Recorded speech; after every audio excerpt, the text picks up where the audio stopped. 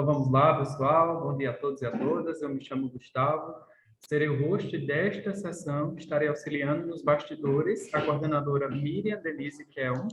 Qualquer necessidade ou dúvida que vocês possuam, vocês podem me chamar pelo chat, que é ativado na barra inferior da tela. A nossa sessão ela tem duração de até 1 hora e 40 minutos. Cada participante desta sessão terá até 20 minutos para fazer a apresentação do seu trabalho, certo? Ao final, nós faremos as discussões. Caso vocês notem alguma falha de internet no momento da apresentação de alguém, vocês podem me comunicar pelo chat ou pelo áudio. Eu passo agora a palavra para a coordenadora Miriam, mas antes gostaria de desejar as boas-vindas e uma excelente apresentação a todos. Professora, bom dia, seja bem-vinda, fique à vontade.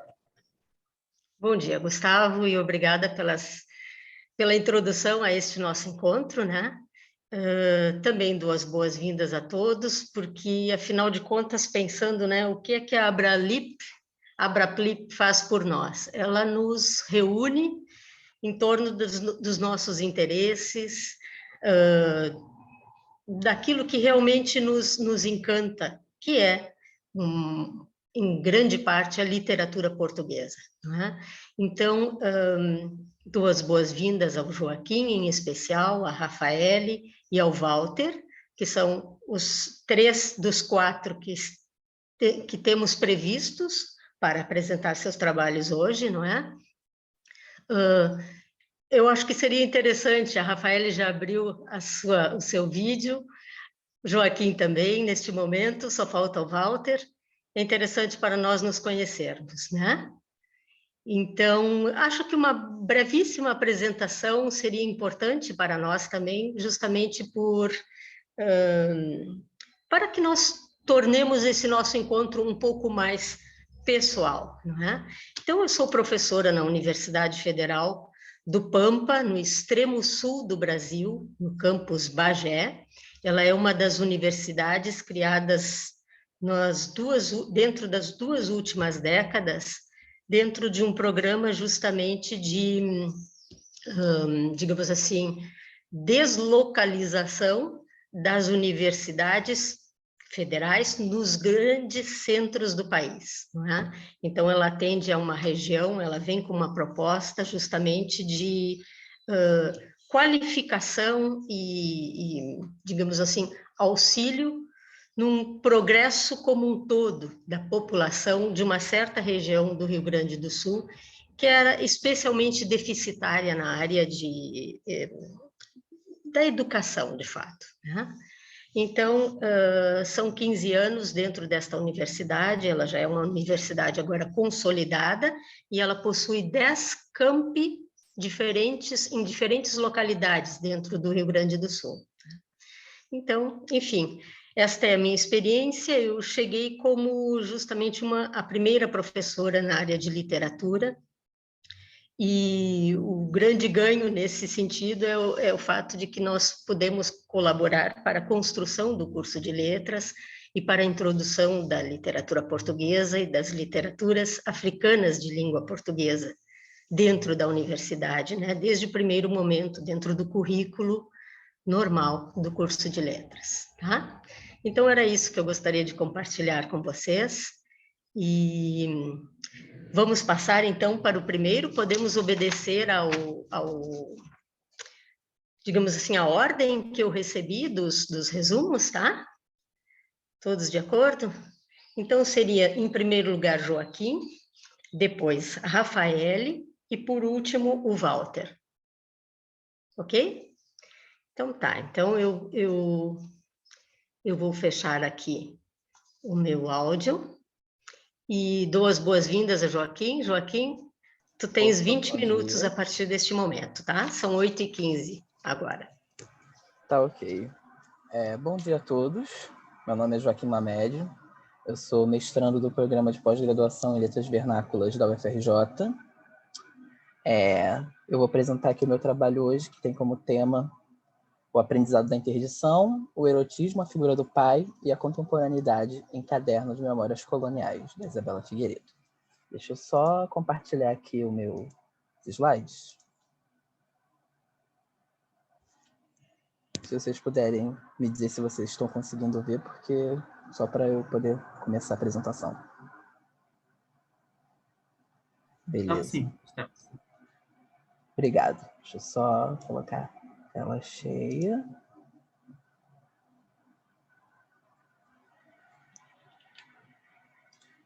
Certo, vamos lá.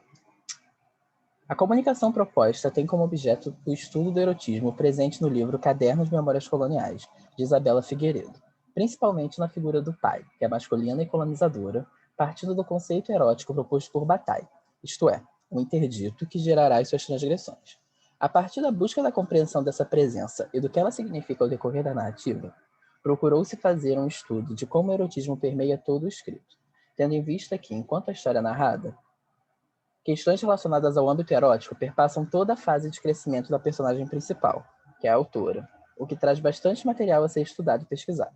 Além disso, por meio dessa breve apresentação, pretendo comentar também acerca das principais questões relacionadas à contemporaneidade, tempo em que este livro está inserido, como a autoficção e a escrita de si, o uso da informalidade da linguagem verbal, a relação do eu com o outro e a corporeidade presente no ato. Sendo assim, para iniciar, é possível dizer que há algo de singular quando alguém narra a sua história, principalmente quando esse indivíduo é uma mulher que testemunhou, desde a mais tenra idade, as atrocidades coloniais existentes à época.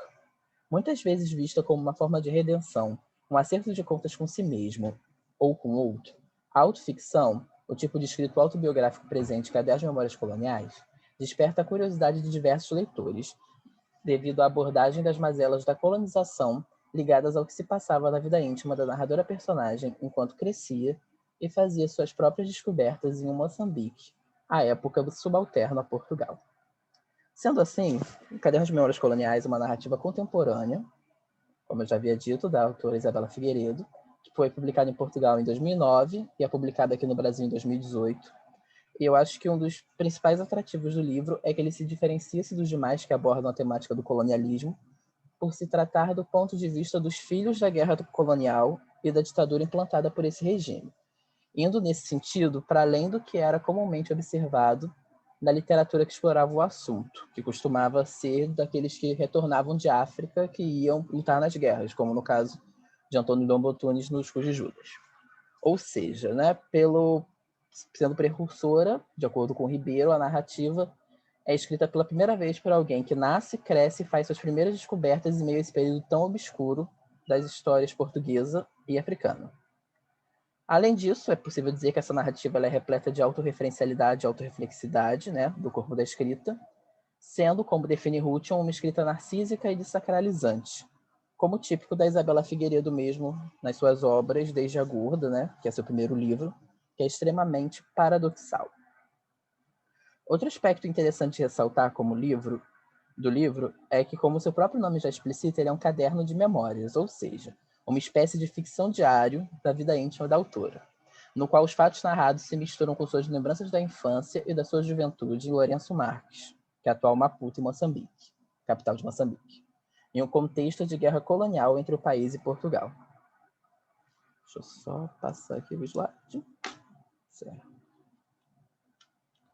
Dessa maneira, uma vez que o escrito é pertencente tão intimamente ao âmbito pessoal, não é de se surpreender que a autoficção esteja presente a todo momento nessa narrativa, construindo, assim, uma subjetividade que abre brechas para a construção do caráter narrativo de uma trajetória existencial. Ou seja, a todo momento, há na obra uma eterna dualidade, de acordo com o que propõe Klinger, entre o ver e o ouvir, e o pensar e o sentir da personagem principal, testemunha presencial do colonialismo em África. Então, o estado de decisão no qual a autora se compreende, isto é, de sempre ser a filha do colono na terra em que nasceu, a torna um ser de fronteira, reforçando o entre-lugar em meio ao real e ficcional no seu discurso, ao relatar os acontecimentos presentes durante a infância e a adolescência na capital moçambicana. Essa sensação de não pertencimento, ou seja, de descontinuidade, de certa forma, encontra-se com o erotismo, uma vez que entre um ser e um outro há um abismo, uma descontinuidade, como propõe Bataille.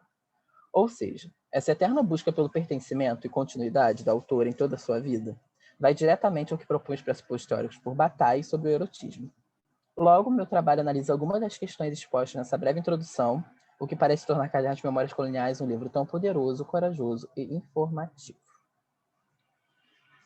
Então, falando agora, iniciando mesmo a análise do livro, né, partindo dessa breve introdução que eu fiz aqui para vocês, o livro se inicia com a frase "ao meu pai", né, a frase que abre o livro Caderno de Memórias Coloniais. Daí em diante, ao longo das suas 180 páginas, é possível observar a construção entre o pai e a pátria presente na narrativa de Isabela Figueiredo, ambos sempre representando a face mais dura e masculina do colonialismo, porém também a mais densa e erótica, sempre atrativa aos olhos da protagonista, que parece demonstrar até mesmo um certo complexo de Electra pelo pai.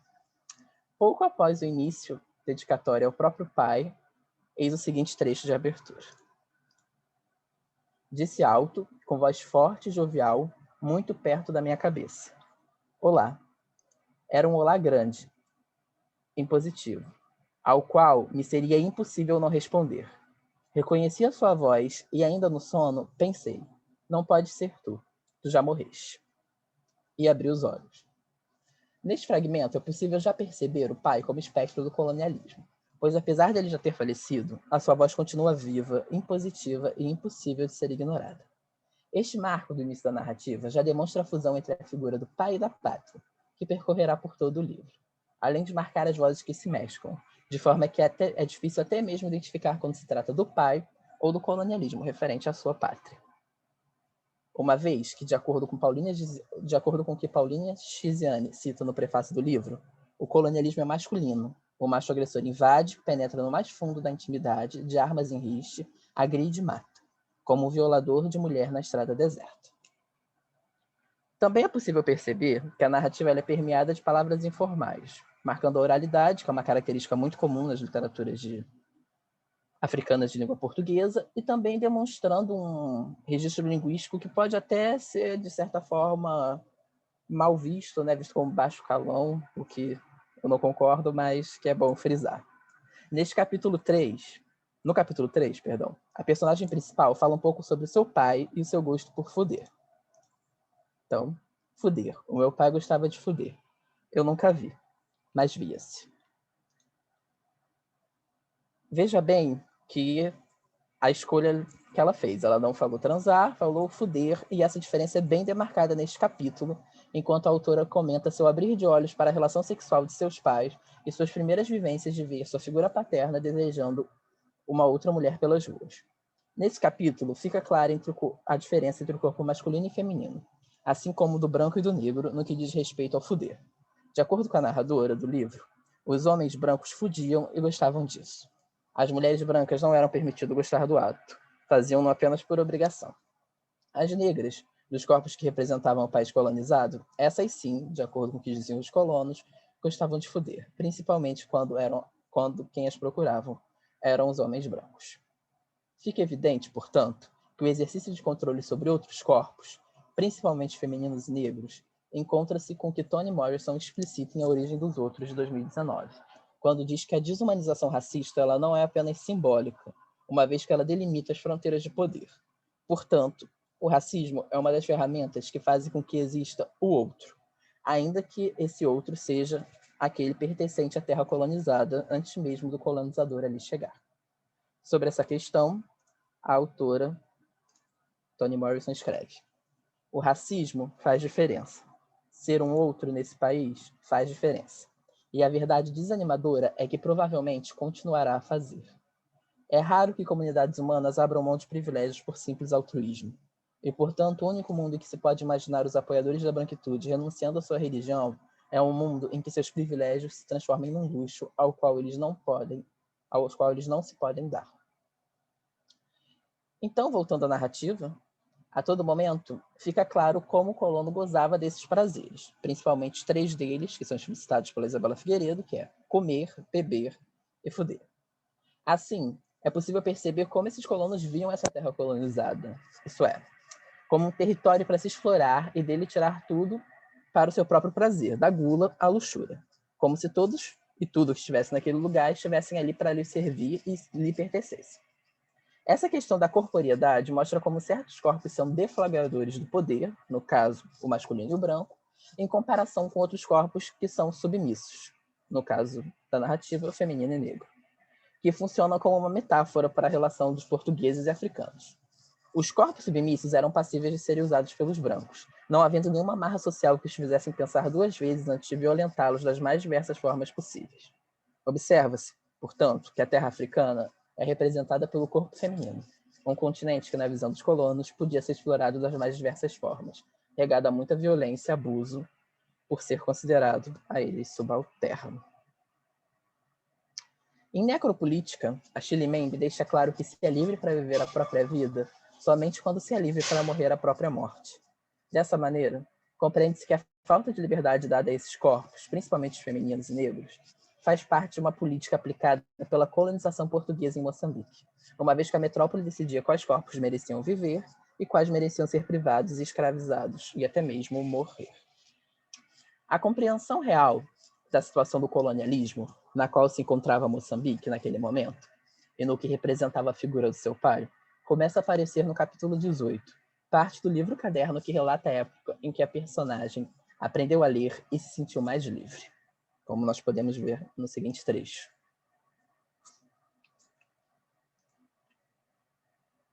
Foi quando devagar comecei a tornar-me a pior inimiga do meu pai, a inimiga lá dentro, calada, que vê e escuta sem ter pedido autorização, porque está incluída, porque faz parte. Foi quando comecei a tornar-me a toupeira. Percebe-se, portanto, que quando Isabela, narradora principal, torna a consciência do mundo à sua volta e se sente livre, ela percebe a representação opressora do pai e pátria, no qual ela está unida, ainda que contra a vontade, uma vez que sempre será filha de colono. É importante frisar que das 3 transgressões geradas pelo interdito, o erotismo, a morte e o pensamento, somente o pensamento não foi resolvido pela burguesia. E essa é a principal transgressão pela qual a personagem principal da narrativa vai a todo momento questionar seu pai e o lugar aonde vivia. Já no capítulo 24, é relatado como a autora e a família receberam a notícia de 25 de abril, e daí em diante a narrativa mostra como os africanos e os colonos reagiram a esse acontecimento, frisando o desejo dos brancos de independência, entretanto, sob poder branco, com os negros na mesma posição de costume até então. Em meio à sua autoficção, a autora reflete, fazendo referência ao pai, à pátria e aos africanos nesta época de início de independência.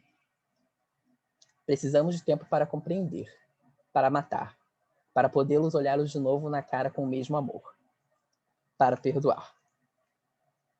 A caminho do aeroporto de Lourenço Marques para retornar a Portugal, após a guerra colonial ter sido finalizada e Moçambique ter vencido, a autora reflete na narrativa. Já estou aqui.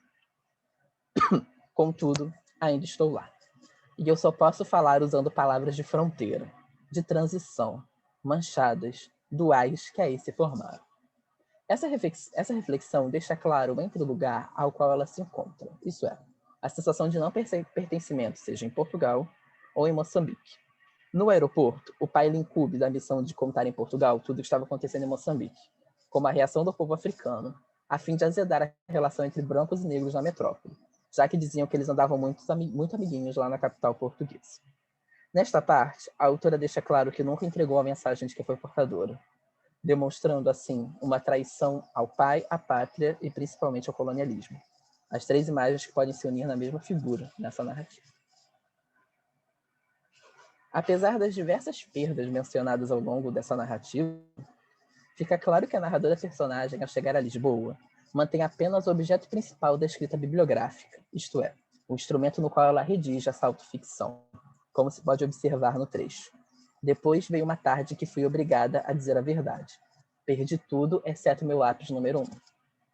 Assim, fica claro que ela não perdeu aquilo que a motivava a escrever, isso é, sua narrativa, representada metonimicamente pela figura do lápis utilizado ao registrar os fatos de que ela foi testemunha. No que tange ao erotismo, o capítulo 36 é o mais denso, pois há toda uma presença de identidade dividida em si no outro, isto é, a descontinuidade do ser fica em voga nesse capítulo, no qual a autora tem uma conversa com si própria em sonho, em que ela se projeta para além de si mesma.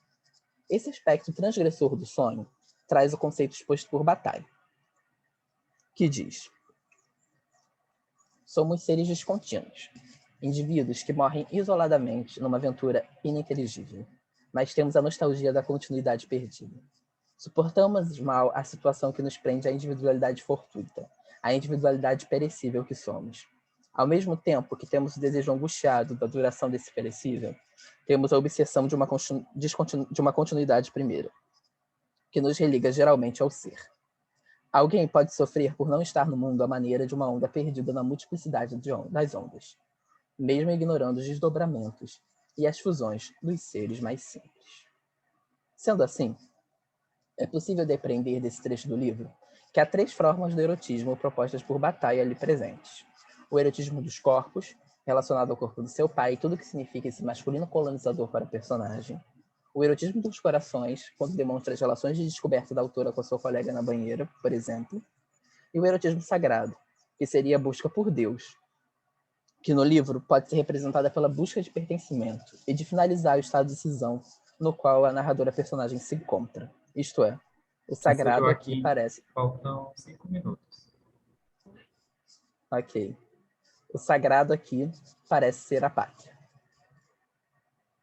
Por fim, já partindo para a conclusão do trabalho, por meio dessa breve comunicação, eu pude depreender que o papel do pai, enquanto a figura erótica, masculina e colonizadora, faz com que a narradora personagem aprenda, ainda que por meio da interdição daquilo que não foi dito, como se configurava toda uma estrutura social presente em Lourenço Marques, a cidade em que eles moravam, e a importância desse personagem para a existência não só do livro, como da personagem principal, que é assumidamente a autora Isabela Figueiredo, como ela já declarou em diversas entrevistas sobre o livro, inclusive quando esteve aqui no Brasil, na Flip, para o lançamento do Caderno de Memórias Coloniais em 2018. Assim, nesse panorama contemporâneo, Isabela Figueiredo, imbuída de um pensamento literário que reflete o cenário caótico e complexo pós-moderno, soube situar um diálogo acentuado com um discurso histórico e também problematizador com os caminhos trilhados pela pátria de Camões e Fernando Pessoa, interrogando-a criticamente, pela visão reavaliadora da literatura pós-moderna. Em síntese, a autora direciona esse olhar revisor para a vertente memorialística da autoficção. Surpreende e sugere ao leitor uma perspectiva crítica dos feitos portugueses, por meio da ficção literária. Por fim, eis aqui uma citação retirada do capítulo 49, um dos capítulos finais do Caderno de Memórias Coloniais, que expressa em forma de relato como se dá o término da relação da personagem com o pai e com a pátria, além do seu eterno estado de cisão por sentir-se em um entrelugar, que certamente não é Portugal, tampouco África.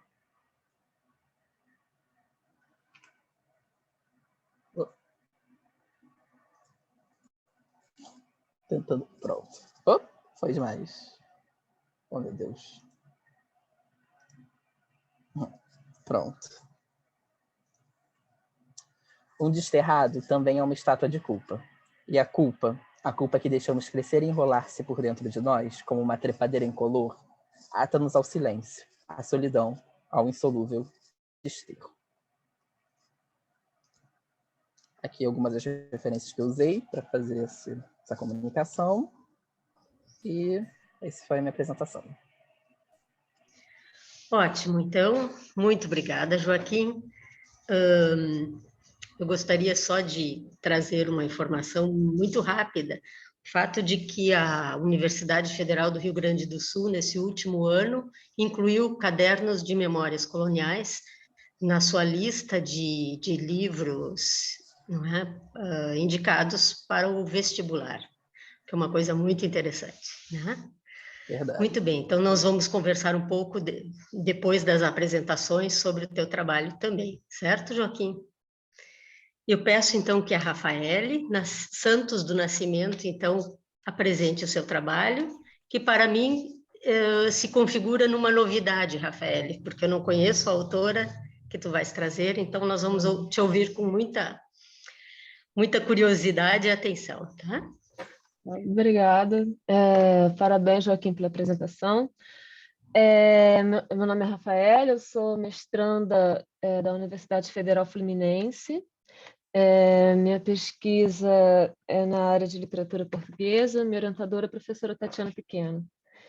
Deixa eu começar minha apresentação. O meu projeto de pesquisa se dá em torno da da obra da Djamília, né, Pereira de Almeida, mais precisamente o Esse Cabelo. Então, vamos lá. Minha apresentação acho que ficou um pouco mais curta, mas caso haja algum questionamento, pode ficar para o debate. Um passeio ao Jardim de Celestino, pelas mãos de Djamília Pereira de Almeida. O livro A Visão das Plantas é o mais recente título da escritora portuguesa Djamília Pereira de Almeida a desembarcar no Brasil, mais precisamente em 2020. Esse romance distingue-se dos anteriores, Esse Cabelo, em Luanda, Lisboa, Paraíso, por destacar como personagem um português que é sujeito da colonização, em oposição aos também portugueses, mais subalternizados daquele processo, como, por exemplo, a personagem Mila, em Esse Cabelo, dada sua dupla pertença exteriorizada em seus fenótipos. A partir da discussão sobre o estereótipo, a autora construiu em Esse Cabelo uma narrativa em que cenas do cotidiano, passadas sobretudo na infância, são relidas pela narradora, já adulta, com estranhamento.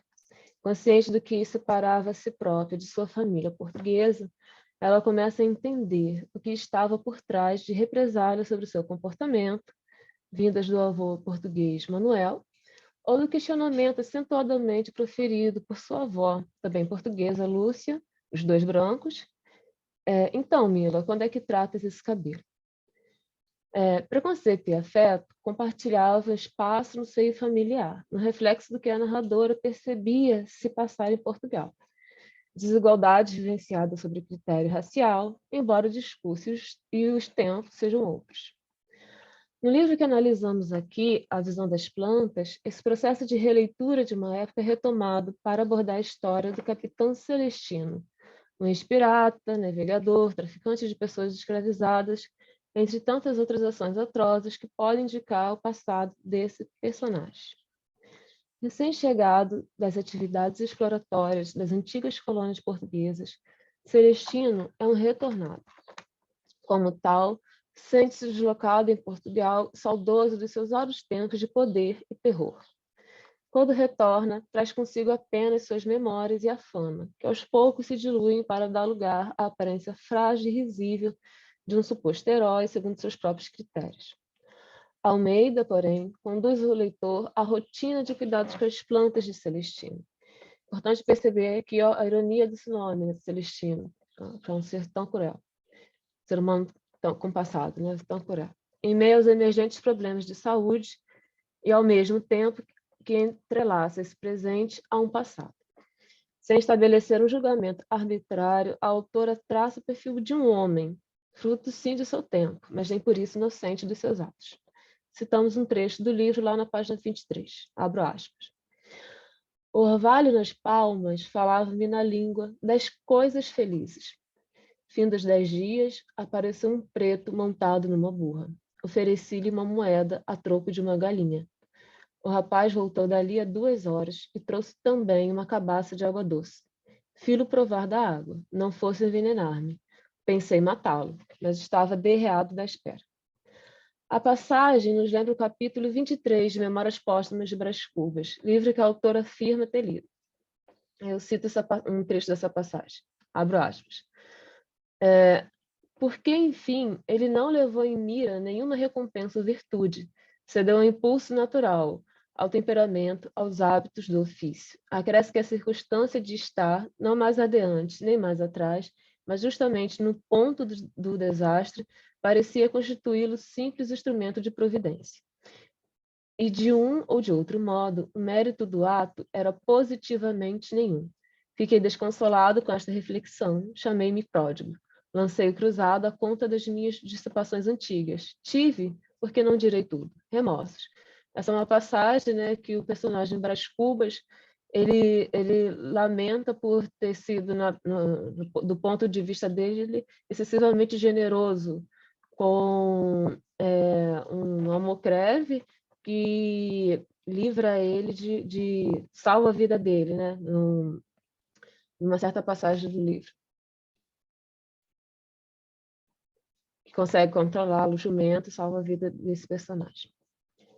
As memórias de Celestino, como a de Brás Cubas, são trazidas com uma ironia muito fina para revelar o pensamento por trás das aparências e atitudes dos personagens. Celestino olha para a ação do outro, preto, como ele diz, convicto de sua inferioridade e instinto assassino. Não deveria ser o contrário? Celestino está praticamente cego quando desembarca. Depois, a cegueira é acrescida de uma senilidade. Confunde passado e presente. Só um segundo, por favor.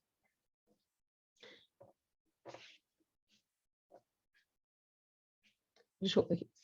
Confunde passado e presente, sofre de insônia, torna-se dependente de ajuda dos outros para tarefas simples. O capitão não tem mais lugar na sociedade moderna, que esforça-se por afastá-lo. Diante do fascínio das crianças por aquele pirata de verdade, os pais tentam impedir a aproximação com histórias absurdas, que talvez eles acreditem muito mais do que elas. É o desejo, né? Haja o desejo de se convencer disso. É convincente esquecer o passado colonial português, do qual o capitão aprova viva, transformando esse homem em um ser quase mítico, absolutamente monstruoso e absolutamente diferente de um nós, gente de bem, piedosos, à semelhança do padre que se regozija internamente por todos morrerem em suas mãos, no final do livro. As plantas, no entanto, não esquecem.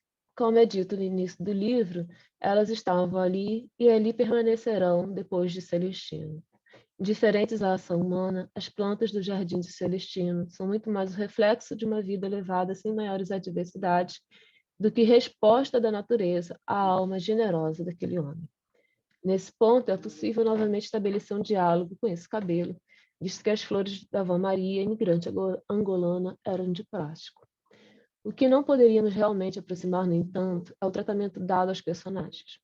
A solidão e a abjeção de Celestino naquele contexto são, de certo modo, cultivadas pelo antigo colonizador, ao contrário do que aconteceria com o imigrante nesse cabelo. Citamos a observação de Mila, que é a narradora desse cabelo.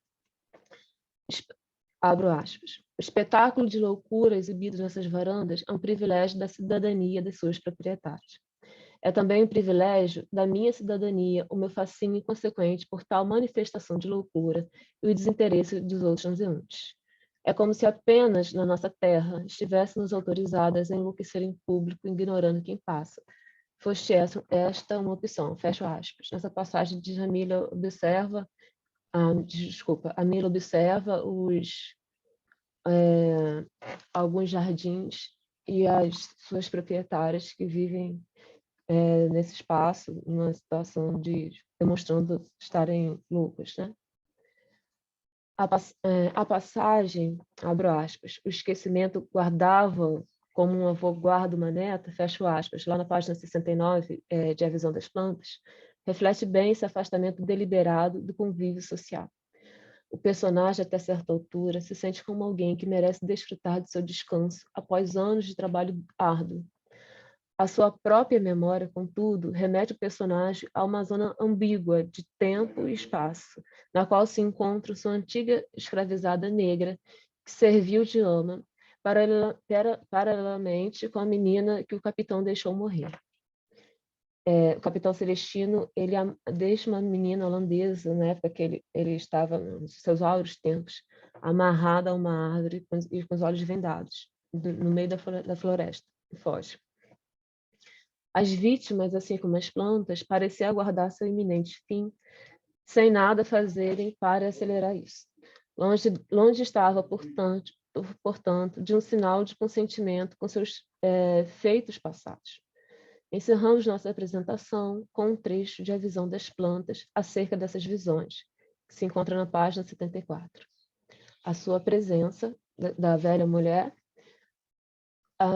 dessa velha mulher, né, que você viu como ama dele, segura, a sua presença segura era de quem tudo soubesse sobre o homem que servia.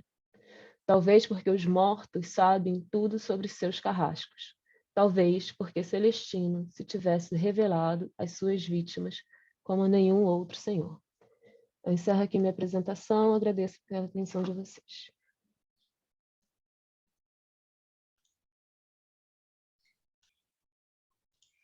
Muito bem. Rafaele, por 2 momentos eu me lembrei de 2 outras obras, de 2 outras situações, né? Com relação a esse cabelo, nós temos a presença também de uma personagem que vive, de uma certa forma, algumas semelhanças com a Mila, que tu citaste, né? Que está no Vale da Paixão, que depois da Lídia Jorge, depois foi renomeado como a Manta do Soldado. E por último, não é? A menção a esta ama nos remete diretamente para uma ama que todos nós conhecemos e que está na nossa memória, né? A ama de Ulisses, aquela que reconhece Ulisses no momento em que ele retorna, tá?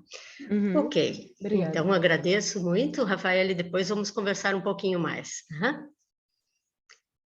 Por favor, então, Walter Neto, Walter Pinto de Oliveira Neto. Vamos te ouvir nesse momento, tá? Obrigado. Só vou compartilhar aqui até um segundinho. Sim.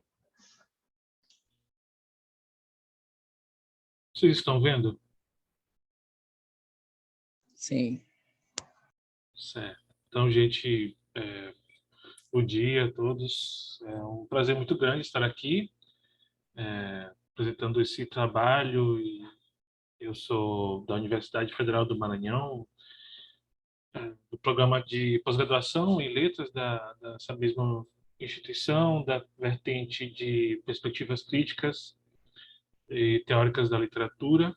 A minha orientadora para este trabalho foi a professora Márcia Mani Miguel Feitosa, que é uma especialista dessa área da literatura portuguesa e também da literatura africana. E o trabalho é intitulado Para Onde Vais Agora? Espaço, Memória e Identidade, em Caderno de Memórias Coloniais, de Isabela Figueiredo. Este trabalho ele surgiu de uma disciplina que eu fiz com a professora Márcia, em que a gente estudava noções de espaço e de memória nas literaturas de língua portuguesa. Também devo dizer que não é minha área, eu estudo mais literatura espanhola, moderna, mas acabei me encantando muito com esse livro e todos os que a gente estudou nessa disciplina. Então, no final, a gente acaba tendo que fazer um trabalho, e eu fiz o trabalho sobre essa obra, né? Havia várias opções, só que eu gostei tanto dessa obra que foi a que eu acabei pesquisando, escrevendo, e o resultado dessa pesquisa que eu fiz para essa disciplina é que vocês vão ver agora. Também eu não quero me deter muito assim sobre questões do enredo da obra, porque já o Joaquim falou um pouco e também depois a gente pode conversar mais sobre isso. Imagino também devido à fama que o livro conseguiu, não só em Portugal, mas também aqui no Brasil, você já deve ter lido, então vai ser bem mais fácil eu falar sem me ater tanto a questões da configuração narrativa da obra, né? Mas então vou tentar me deter mais na análise propriamente dita da obra. Então, como o próprio título menciona, eu analiso o caderno de memórias coloniais a partir de 3 categorias conceituais, que é o espaço, a memória, a identidade. O espaço também ele pode ser denominado de paisagem. E eu analiso a questão do espaço, da paisagem, a partir da geografia humanista cultural. A geografia humanista cultural, também denominada por alguns autores de GHC, ela tenta estudar noções de espaço a partir de uma geografia que valoriza a relação do sujeito com esse espaço. Não é tanto analisar a partir de outras noções de espaço que a gente vê com certa frequência, do espaço enquanto lugar metafórico. Sim, também é isso, mas é mais que isso, é analisar a relação fenomenológica que há entre o ser e o espaço, entre o ser e a paisagem, e como isso vai configurando por 2 vias, tanto o ser dentro da paisagem, como a paisagem por meio da relação do ser nela.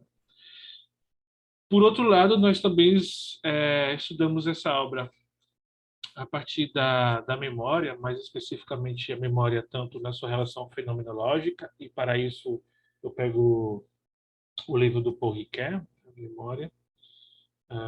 Também pela psicanálise, devido a certas limitações que a memória tem, nós também vamos analisar isso dentro da obra, devido a que é um livro, como já o colega ali falou, o Joaquim, é um livro autobiográfico, autoficcional, enfim.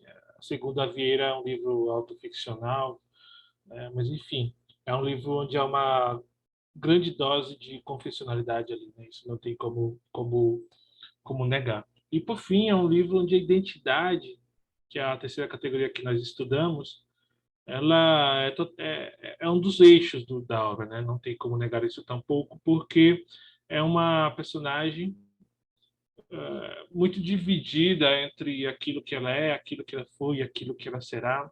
É uma personagem que constantemente tenta entender quem é ela. E aí, como a gente vai ver, a identidade é importante para a própria configuração ontológica desse ser que devido à fragmentação ôntica que possui, ela precisa se encontrar para poder, talvez, perdoar o pai, talvez para curar a sua dor. E é isso que Vieira comenta, que Caderno de Memórias Coloniais é uma fábula da dor, porque não só a personagem principal está cheia de uma dor, mas as outras personagens também, o pai, a mãe, as pessoas que trabalham para o pai, os próprios moçambicanos. Então, todos os personagens carregam dentro de si uma forte dor. Então, já falando sobre a categoria do espaço, como eu falei para vocês, a gente estuda o espaço por meio de uma categoria fenomenológica, ou de uma percepção fenomenológica, que, segundo Merleau-Ponty, tudo aquilo que sei do mundo, mesmo por ciência, eu sei a partir de uma visão minha ou de uma experiência do mundo. Então, ele acredita que a relação do eu com o mundo, ela perpassa por uma inferência direta da nossa própria subjetividade. Só que essa subjetividade, ela está atrelada a como eu me relaciono com as coisas, ou seja, a minha subjetividade ela não é inerente, ela não é somente coletiva, mas ela é principalmente individual, individual e de relação com as minhas experiências. E aí, quando a gente fala de experiências, a gente acaba construindo uma realidade. E há duas maneiras de você constituir essa realidade quando você se relaciona com o espaço. Segundo Dardel, a gente pode entender a realidade desse ser com o espaço a partir de uma percepção geográfica ou a partir de uma percepção científica. As duas não se inibem, aliás. Quando a gente fala de realidade geográfica, nós estamos falando de uma relação orgânica desse ente com o mundo. É uma relação onde o ser ele se deixa impregnar por aquilo que acontece com o espaço e a partir dessa relação, dessa dialética, ele vai constituindo as características da sua personalidade. E a realidade científica é tentar ver o mundo não a partir de uma subjetividade, mas a partir de uma objetividade, ou de uma intencionalidade empírica muito objetiva. E a gente pode, como eu disse, combinar essas duas percepções da realidade. Só que quando a gente só se impregna de uma realidade científica, a gente não se deixa contagiar, a gente não absorve a experiência como um todo, com todos os seus detalhes, e tudo que a gente consegue, na verdade, é olhar as coisas de um modo objetivo e, portanto, inorgânico para o ser. É bem interessante que no livro de Cadernos de Memórias Coloniais, devido às experiências que a autora tem, tanto em Moçambique como em Portugal, a maneira como ela narra as distintas paisagens e as distintas características espaciais desses lugares, elas são antagônicas. Por exemplo, quando ela fala de Portugal, quando ela não está há muito tempo lá e ela se impregna com as primeiras experiências, ela vai dizer o seguinte: a metrópole era suja, feia, pálida, gelada. Os portugueses da metrópole eram pequeninos de ideias, tão pequeninos e estúpidos e atrasados e alcoviteiros. feios, cheios de cieiro e pele de galinha, as extremidades do corpo rebentadas de frio e excesso de toucinho com couves. Que triste, gente. Há uma percepção ali do português como ser inorgânico, como feio, como abstrato, como frio, sem humanidade, sem alma, enquanto que Lourenço Marques, né, traço Moçambique, ela vai narrar da seguinte maneira: acho que nunca fui tão feliz como nesses momentos em que me pegava pela mão e caminhava comigo pelas ruas de Lourenço Marques até ao Scala, até depois do Scala, vendo montras, pessoas, sentindo cheiros vindos de todo lado. Ao entardecer, enquanto as luzes das avenidas e dos neons se iam acendendo. E ele explicava, o pai, no caso. Agora ligaram na subestação do todos os meus sentidos despertavam nesses fins de tarde. Então a gente vê ali que, ao mesmo tempo que Portugal ela simplesmente capta as percepções negativas que ela percebe desse espaço, os sentidos dela estão totalmente ativados quando ela se encontra tanto em Moçambique, Lourenço Marques com o pai, e também do que está acontecendo ao redor, né? A própria experiência que ela tem com o pai ajuda ela a se abrir a essa experiência espacial e, a partir disso, captar tudo aquilo que provém do exterior. Outras categorias que são bem interessantes para nós entendermos a ideia de espaço está com dois conceitos. Primeiramente, o de Foutuan, que ele vai falar de espaciosidade e apinhamento, ou seja, a espaciosidade é quando a gente está muito confortável em um lugar e nós nos sentimos preenchidos por aquele local, nós nos sentimos livres, como se aquele local fosse parte integrante da gente. Enquanto apinhamento é a sensação oposta, antagônica, ou seja, aquela sensação de que a gente está presos, a gente está claustrofóbicos naquele espaço, né? Quando a gente está em um lugar que não nos apraz, a gente acaba se sentindo ali como empequenecidos, pois essa é a sensação de apinhamento. Ao mesmo tempo, nós também temos as noções de espaço geográfico e espaço geométrico, e quando a gente fala de espaço geográfico, nós estamos falando daquele espaço cheio de detalhes, cheio de sentidos que nós podemos captar, ao mesmo tempo que o espaço geométrico é aquele espaço que nós vemos ele tudo de maneira muito seca, muito frio. E é bem interessante porque tanto a espaciosidade quanto a noção de espaço geográfico, nós podemos ver ela quando ela está com o pai. Quando ela está com o pai, ela sente, por mais que em alguns momentos haja tristeza e haja uma certa inquietude, quando ela é pequena e ela está em Lourenço Marques com o pai, ela se sente muito livre com ele. A opinião contrária ela sente da própria mãe, que a mãe, como aqui na citação aparece, que está embaixo, ela diz assim que o corpo da minha mãe era geométrico em si. Então, a própria percepção do corpo da mãe enquanto espaço é de falta de vida. O corpo da mãe é inorgânico, ela não sente nenhum tipo de carinho ou de empatia muito forte com a mãe, porque ela não tem as experiências com ela. O pai sai, vai para determinado lugar, ele passeia com ela, pega ela da mão, convida ela para beber alguma coisa, né? Suco, quer dizer.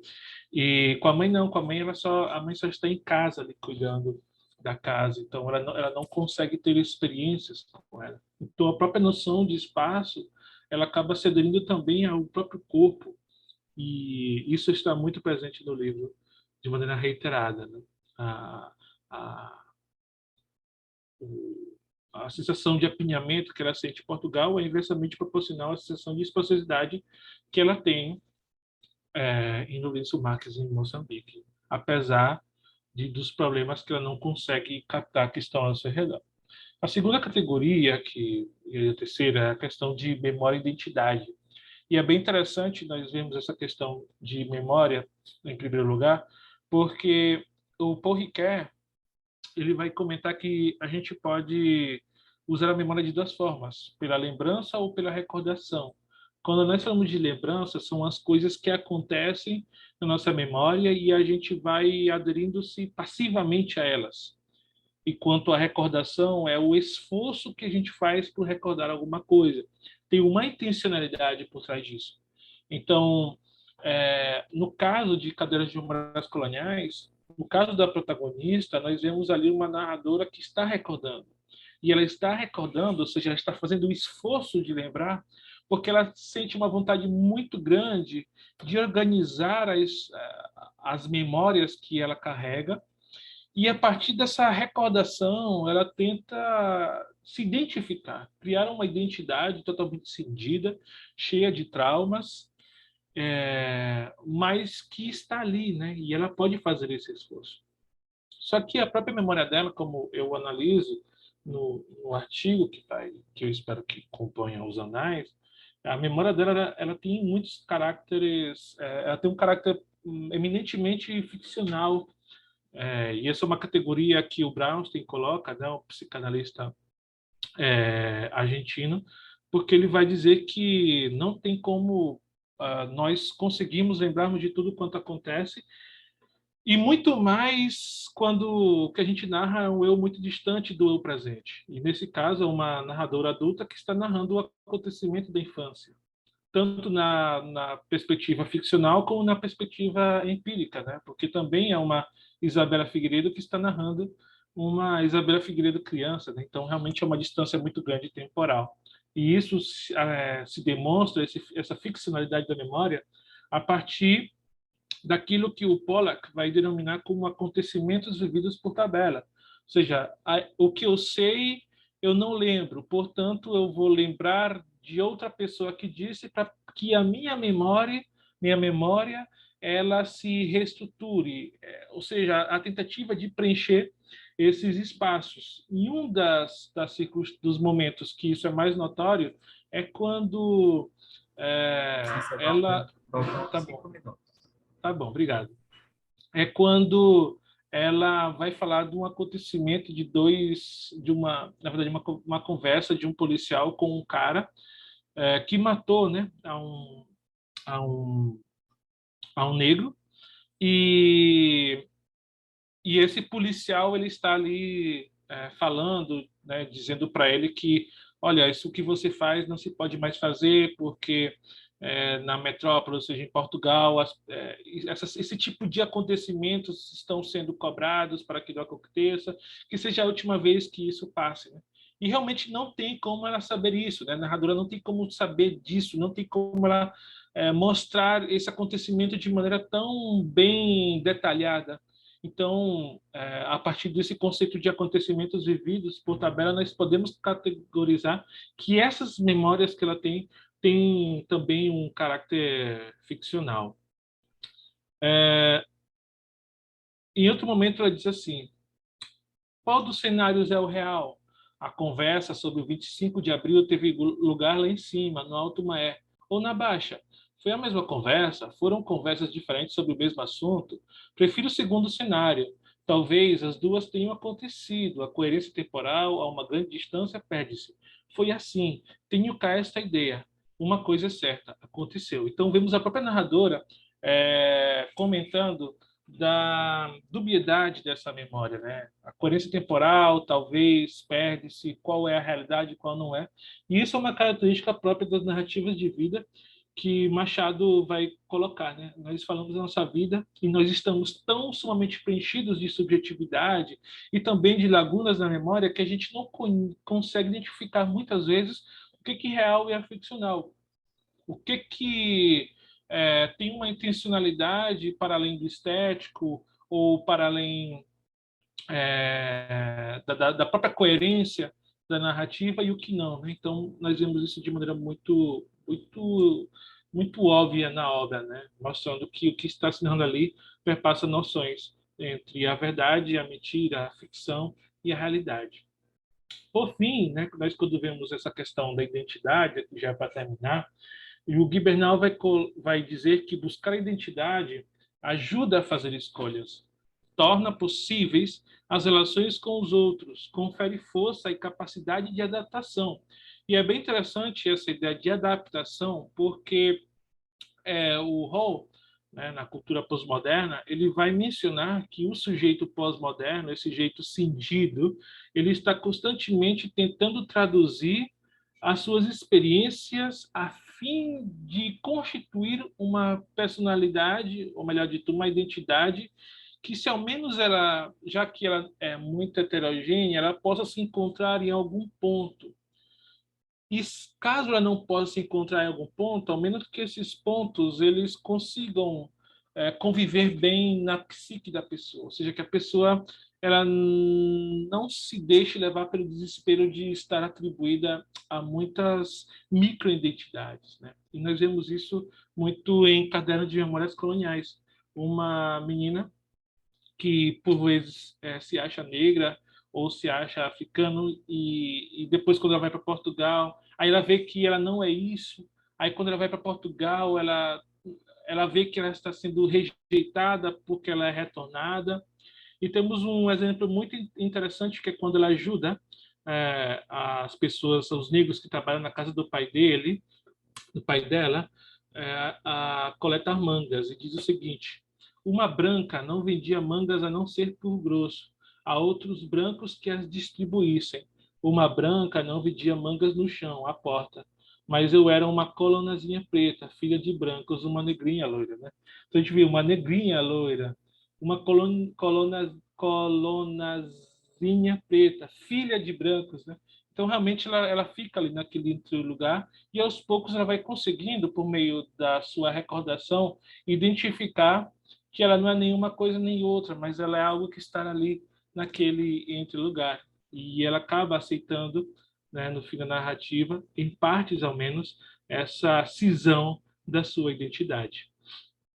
Então, gente, essas são as referências que eu utilizei para esse trabalho e qualquer coisa a gente pode conversar daqui a pouco, tá bom? Muito obrigado.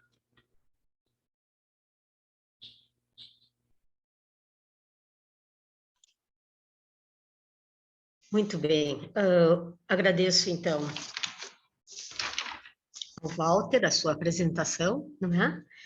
E acho que nós podemos, talvez, abrir os microfones neste momento. Pergunto a vocês se vocês conseguiram anotar algum questionamento uns para os outros.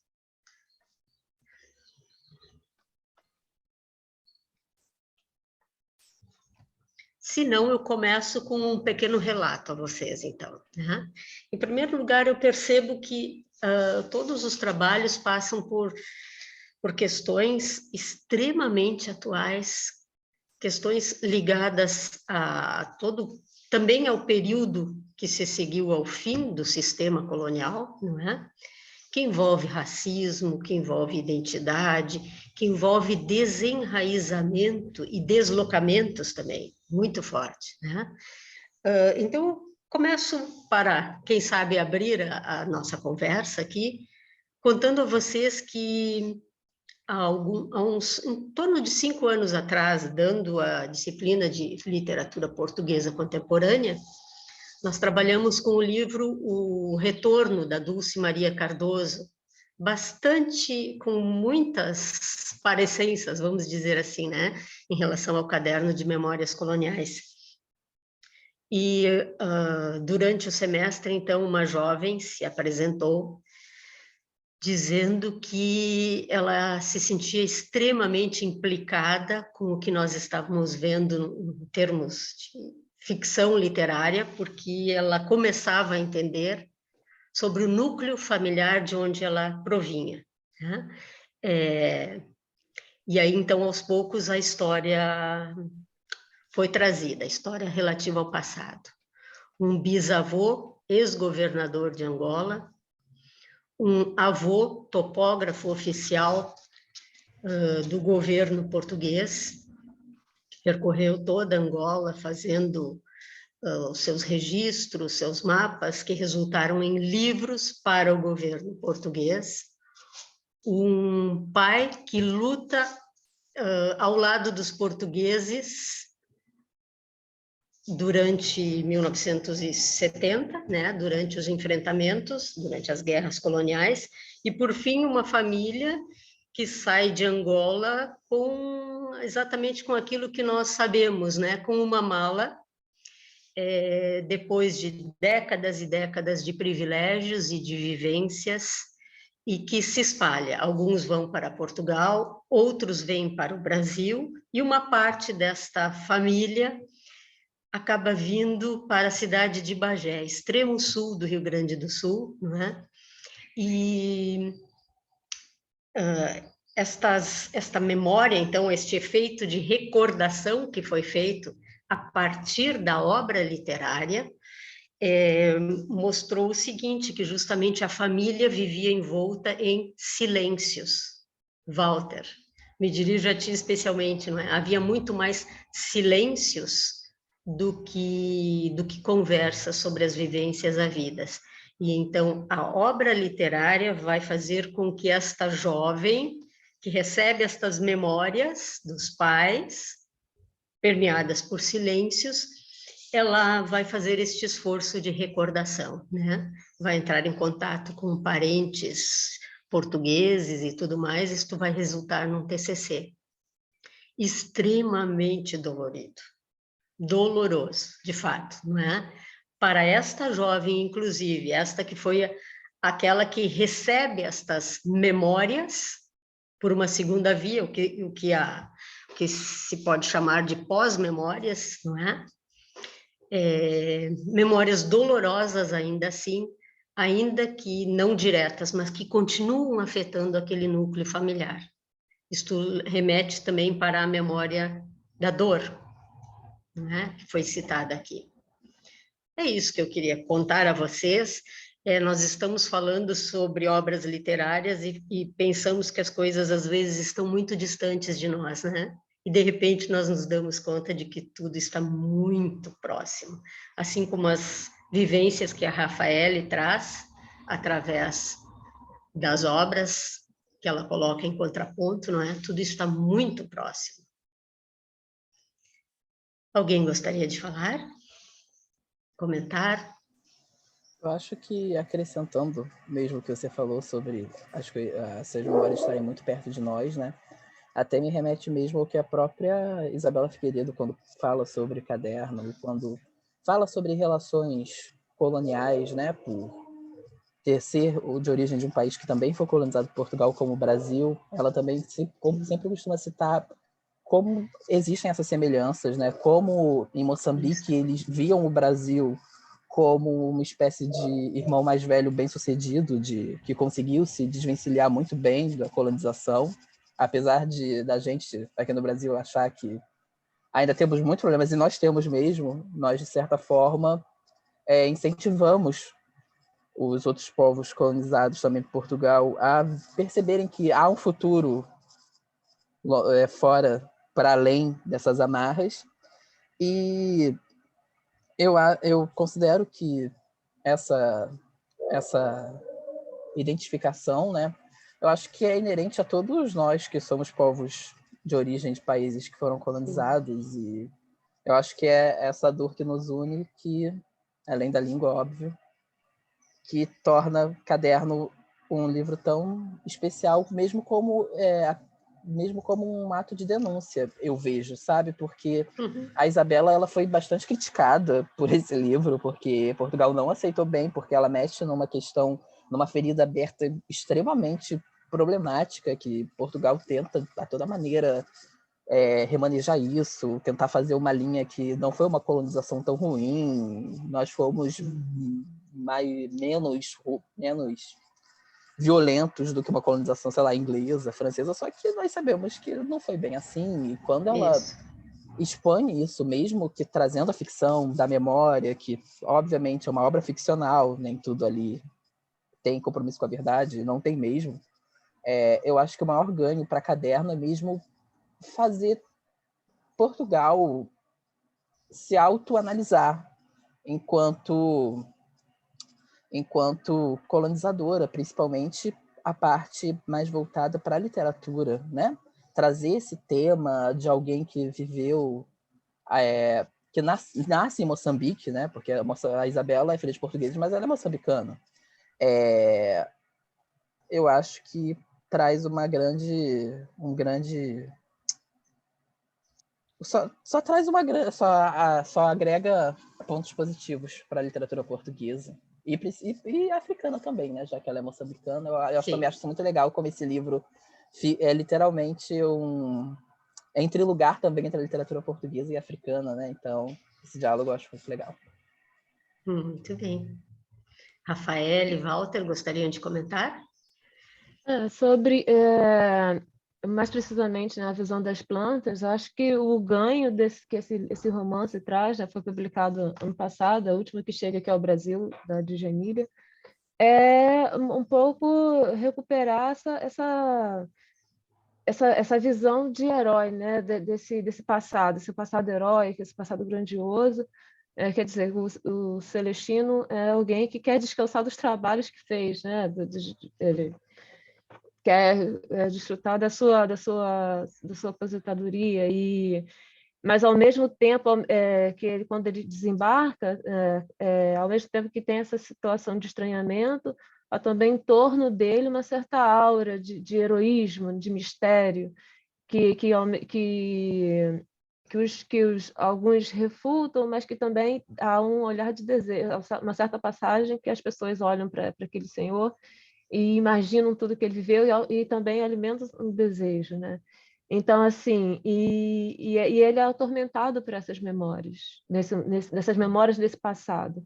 Por mais que o Celestino, ele não se sinta culpado, ele não tem essa consciência do que ele fez como se ele fosse um culpado. Ele acha que o que ele fez era absolutamente aceitável, mas a memória dele, à medida que ele vai ficando senil, a memória se confunde com o presente e ela o atormenta.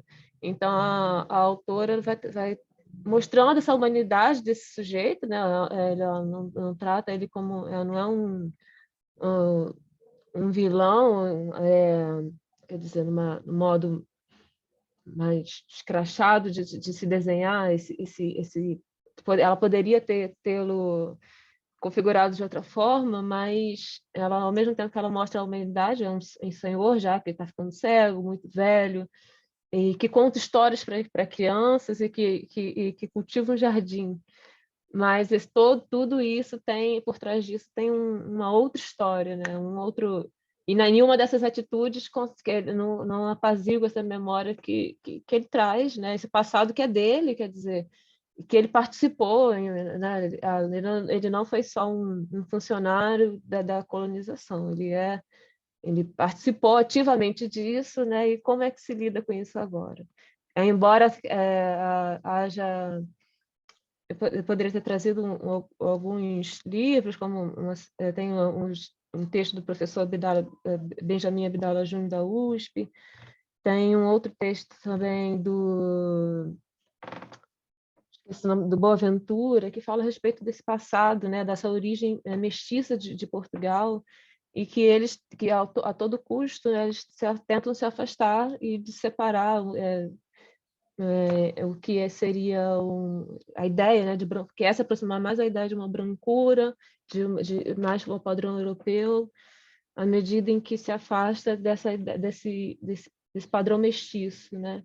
E essa separação racial também, né, que estabelece uma hierarquia entre os outros, quer dizer, esse livro, A Visão das Plantas, o capitão, ele rememora as ações dele nas ex-colônias, cita inclusive o Brasil, né? Olhando para esse outro, né? Que é um mestiço, que é o negro, que traz fenótipos raciais, né? mais evidenciados, com um olhar de superioridade, né? Então, assim, ele acha, uma passagem que eu trouxe, né? Tinha um valor moral, né? Uma consciência moral superior àqueles outros. E é isso, assim, acho que a Djamila, acho que ela monta muito bem esses personagens, essas narrativas, e é tudo muito envolto numa ironia e numa delicadeza, assim, que eu gosto bastante. Esse livro, inclusive, ela escreveu a partir de um personagem que aparece numa obra do Raul Brandão, que é outro escritor português, E aí ela lê esse livro, Os Pescadores, e desenvolve a visão das plantas. Mas era isso, assim. Não sei se eu fui clara. Queria falar uma coisinha. Eu gostei muito das apresentações e do relato da Miriam, né, que foi dessa aluna, né, que, enfim, que traz a questão pessoal. E lá no Rio Grande do Sul, né, a gente tem essa realidade. Eu conheci também uma colega de faculdade cujos pais eram angolanos, cujos pais eram portugueses, ela era angolana e que estava no Brasil. Eu estudei na UFRJ, ela era minha colega, só que da área de arquitetura, também saído do clima, né, da convulsão social logo após a independência, né? E é interessante que eu acho que esses relatos, né, ainda hoje, século XXI, né, todos os autores novos, né, tanto a Isabela Figueiredo quanto a Dulce Maria Cardoso, são escritoras jovens, né, também a de Jaimília, e, na verdade, a gente, no século XXI, ainda está pensando essas questões. Aí, a partir não da perspectiva dos chamados retornados, né, mas que todo mundo entra na categoria de retornado, e a gente sabe que essa categoria não singulariza as experiências, né? Na verdade, coloca todo mundo num grande... E é uma palavra inadequada, né? Porque tanto a Isabela quanto a própria Dulce Maria Cardoso... Não, a Dulce é portuguesa, né? Mas, enfim, passou a vida em Angola, né? Ela nasce em Portugal e vai pequena para Angola. E a Isabela... tem toda a ligação com Moçambique, nascida em Moçambique. Então, é muito... Nem retornados eles podem ser, porque nunca saíram de Portugal, né? Enfim, de uma maneira geral, a gente tem uma jovem geração que está aí a partir do silêncio, né, da família, aqui relatado até pela Miriam, né, a experiência aí bem próxima, né, dessa aluna, do silêncio da família. Então, essa nova geração é que pode falar, são os filhos e os netos, talvez, né, de retornados que vão relatar, né, a necessidade da fala, da argumentação, da elaboração desse trauma se faz presente. Acho muito interessante isso. Só para complementar, não é? Esta aluna, quando chega em casa e diz para os pais que existe um romance que conta a história dos retornados, eles não acreditam, né? Avós também não, eles dizem, não é possível. Ou seja, a nossa experiência é tão única, tão, enfim, não é? E ao mesmo tempo tão fechada e mantida ainda em silêncio, que não é possível que haja um romance sobre isso. Nenhum romance vai contar verdadeiramente, isso foi expresso também, nenhum romance irá contar verdadeiramente as nossas vivências. E aí, olhando aqui para o Walter também, eu me lembrei bastante da questão do narrador, não é? Que se volta para o passado, aquilo que está presente nas pequenas memórias do Saramago também, não é? Saramago, com mais de 80 anos, quando resolve contar o seu passado, retomar a sua infância e juventude, principalmente a infância, ele justamente faz essa concessão, Walter, esse entendimento de que já não é mais possível, não é? Trabalhar com o real e com o verdadeiro, entre aspas, e que ele vai reconstruir a partir de impressões, praticamente. E de imagens, e só. E o que não couber nisso, ele vai inventar.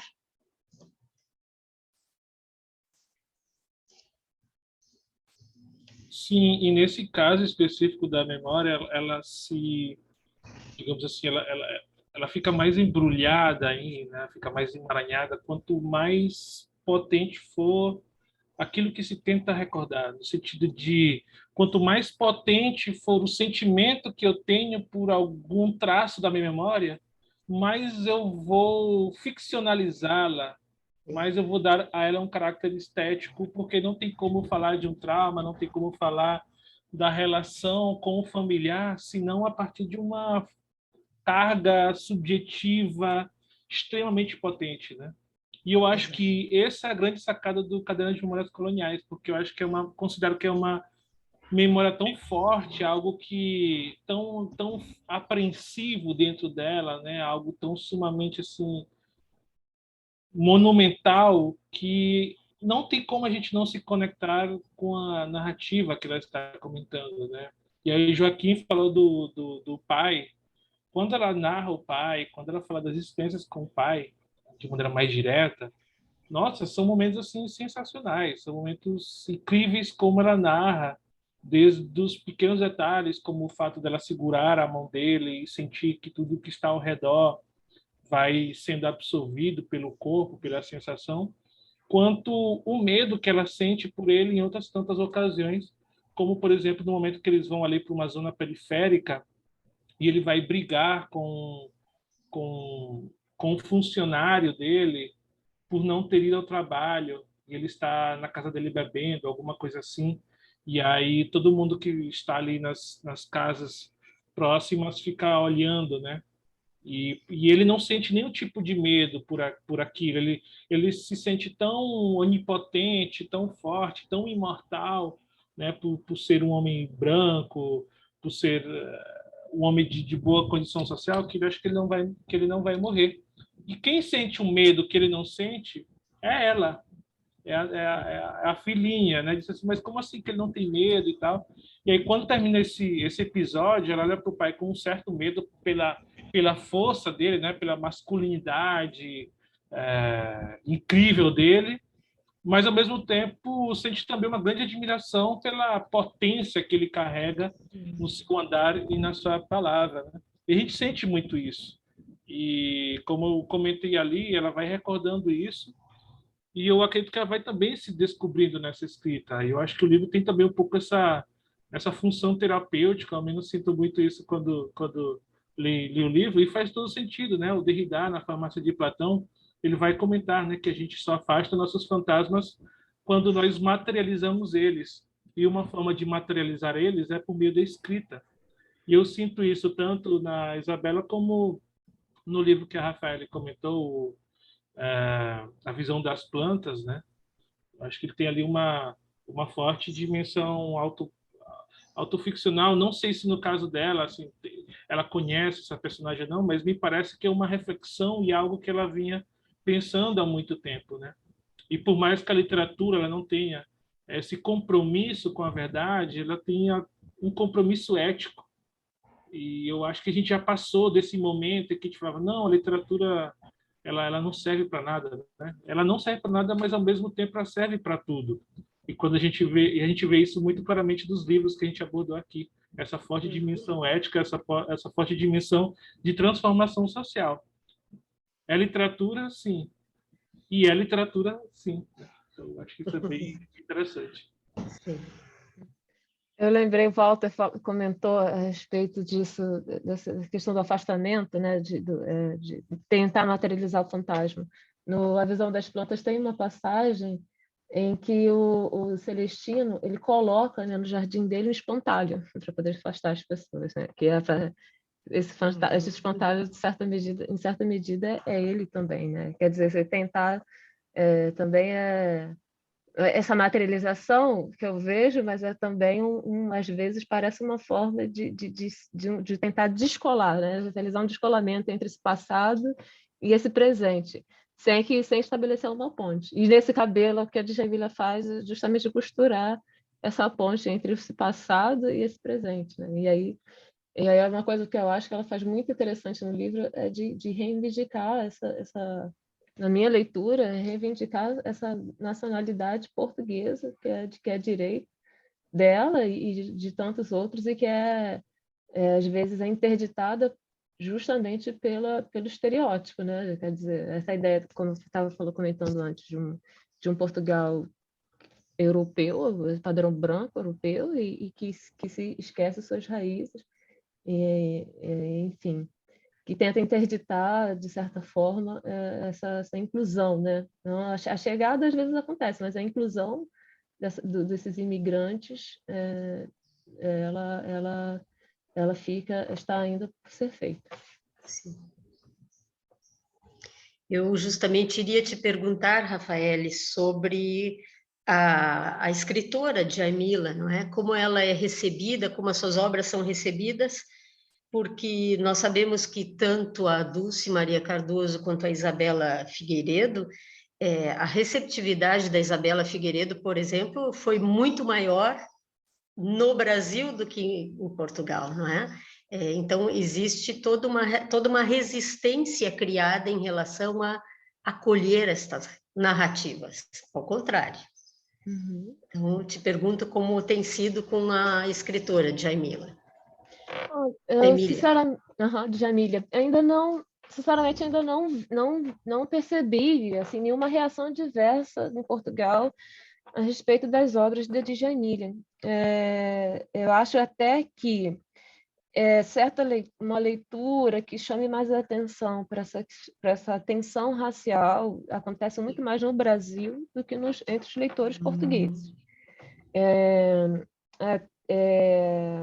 Eu acho que, não sei, acho que até por um momento que eu acho que da nossa sociedade, né, no Brasil, essas questões, por exemplo, em torno do cabelo, né, essas questões, eu tive a oportunidade de participar de um curso de extensão em que a autora estava e participou, né, e ela conversou um pouco. Eu acho que ela fala alguma coisa disso, a respeito disso na Flip, que ela esteve anos atrás na Flip.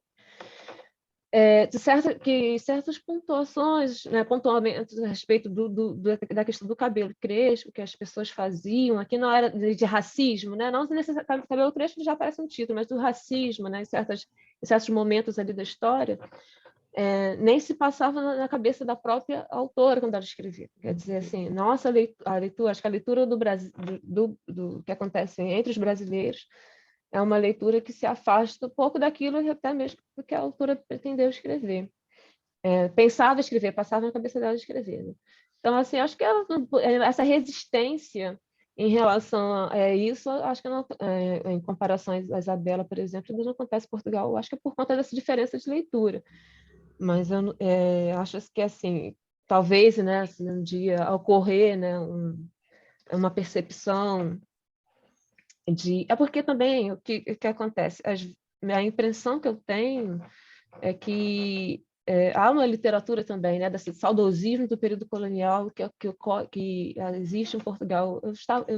Eu assisti uma mesa com um professor da USP, um outro professor da UF, que é o Silvio Renato Jorge, estava o Lugarinho da USP, e eles trouxeram alguns livros, né, algumas obras que retratavam esse saudosismo desse período colonial.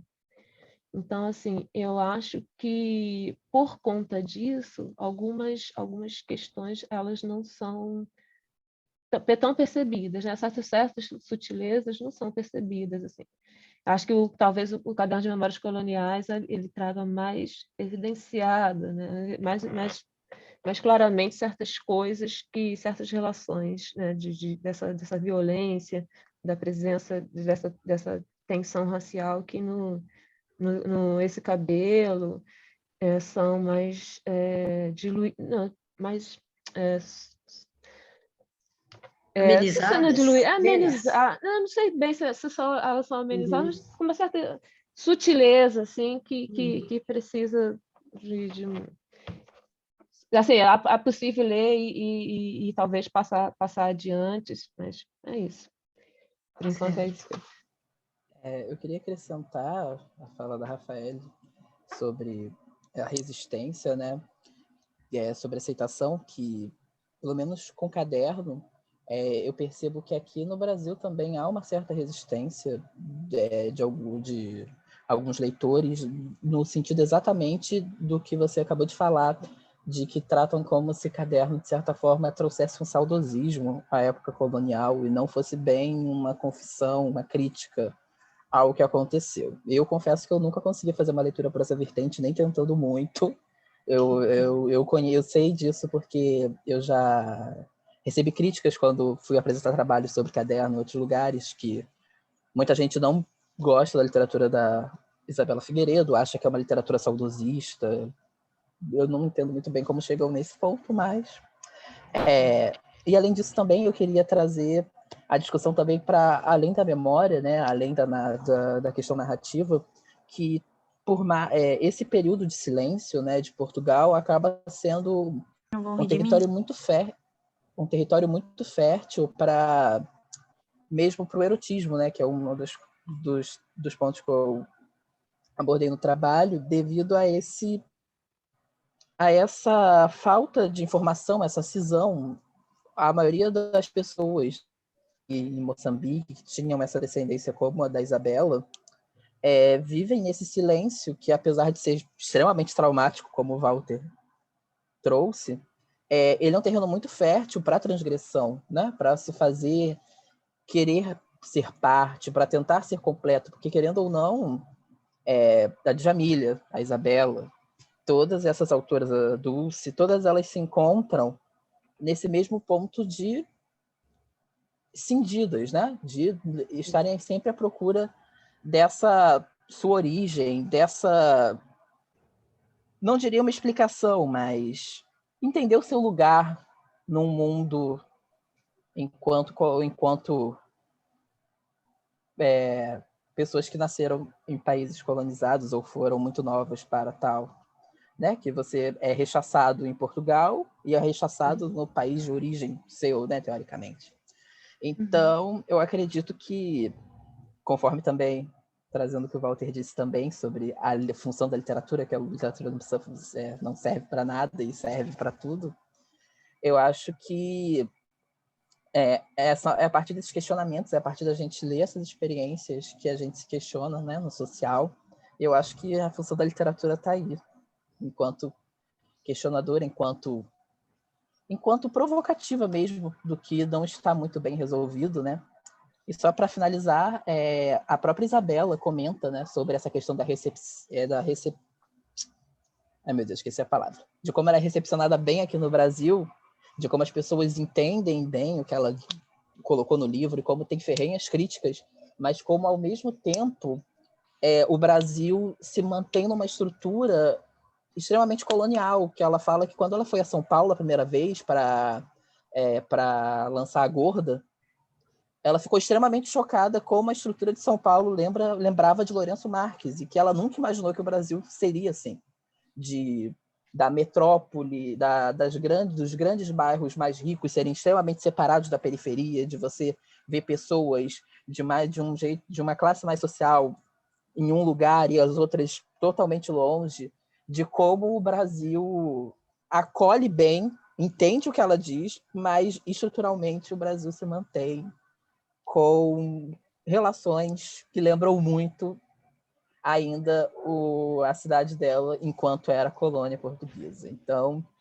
aí também acho que traz essa via de mão dupla da literatura, de se questionar e de, ao mesmo tempo, também ver que nem sempre o que a gente compreende muito bem é o que está sendo posto em prática, e ver as próprias, não diria hipocrisias, mas os próprios problemas do nosso país também, nesse lugar de colonizado, de como nós ainda temos amarras muito fortes. Eu acho que esse é o maior serviço que todos os autores podem trazer, além de, é claro, da experiência maravilhosa da leitura desses livros.